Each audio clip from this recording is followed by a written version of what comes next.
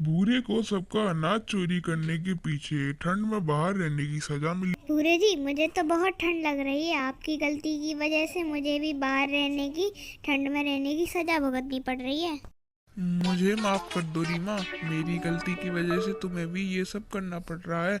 मैंने सोचा था कि हम अनाज चोरी करके इधर मजे से रहेंगे, पर ये तो सारा अपना काम ही अपने पे उल्टा पड़ गया। मुझे माफ कर देना। मीनू मौसी, बाहर कितनी ठंड पड़ रही है, देखना जरा। हम इस पंपकिन के घर में हैं तो भी हमें कितनी सर्दी लग रही है, और बाहर बेचारे कालू भैया और रीमा भाभी को कितनी ठंड लग रही होगी। अगर आप कह दें तो मैं उन दोनों को अपने घोंसले के अंदर ले आऊं क्या? काहे के बेचारे, वो दोनों भी एक नंबर के आलसी और कामचोर हैं। अगर वो दोनों भी उस दिन हमारे साथ अनाज लेने चलते तो आज ये मुसीबत क्यों आती। यह उनने अनाज चोरी करने के कारण उनको सजा मिली है जो वह भुगत रहे हैं, और तुझे उन पर बहुत तरस आ रहा है। तू क्यों उन पर तरस खा रही है? अगर तुझे भी बाहर जाना है तो मैं मना नहीं करूँगी। चलिए, द्वार खुला है। अरे नहीं नहीं मीनू मौसी, मैं तो ऐसे ही बोल रही थी। चलो अब हम दोनों सो जाते हैं, मुझे बहुत जोरों से नींद आ रही है। टूनी और मीनू मुझसे सो जाते हैं। अजी सुनते हो, इस जंगल में हमारे जंगल से भी ज़्यादा ठंड पड़ती है। हम पंछी इस ज़्यादा ठंड को नहीं सह सकते। हाँ लाडू, मुझे पता है, पर हम और कुछ कर भी तो नहीं सकते हैं।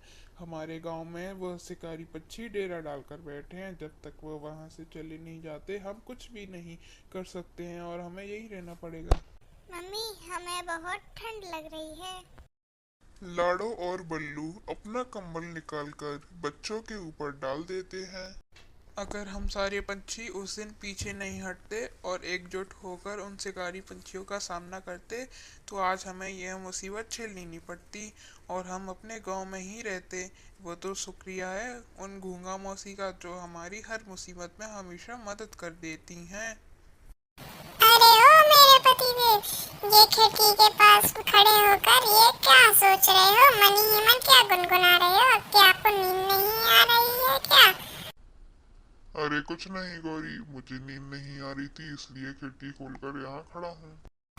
अरे अपना तो नहीं, कम से कम मेरा और जग्गू का ध्यान तो रखो। बाहर कितनी सर्दी हो रही है और आप हैं कि इधर खिड़की खोलकर खड़े हैं। जल्दी से खिड़की लगा दीजिए और यहाँ बिस्तर पर सो जाइए। जल्दी लगाओ। कालू खिड़की बंद कर देता है।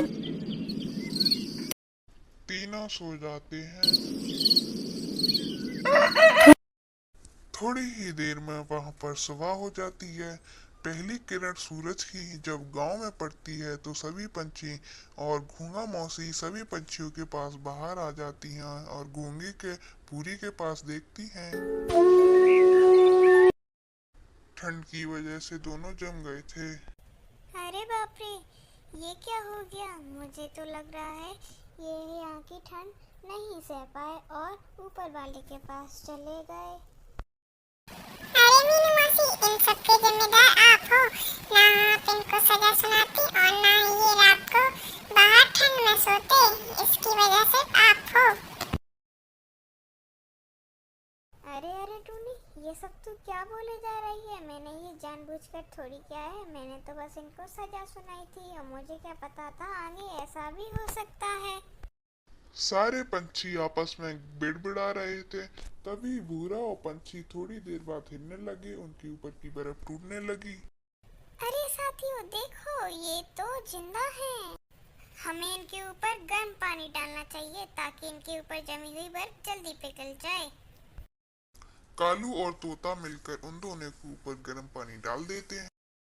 धीरे धीरे बर्फ पिघल जाती है।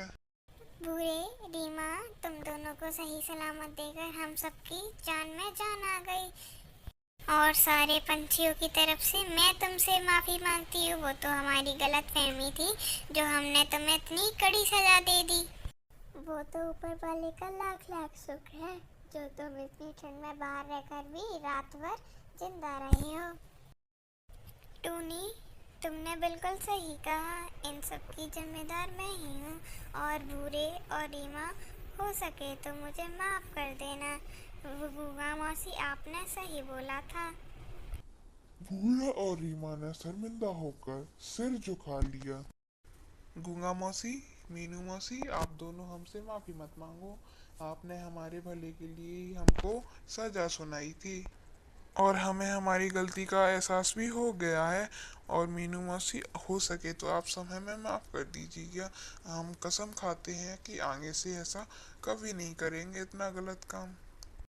भूरे, गलतियां तो सब करते हैं, पर लेकिन उन गलतियों से सुधार कर हमें उनसे कुछ सीखना चाहिए। तुमने अपनी गलती मान ली है, यही बहुत है हमारे लिए तो बस।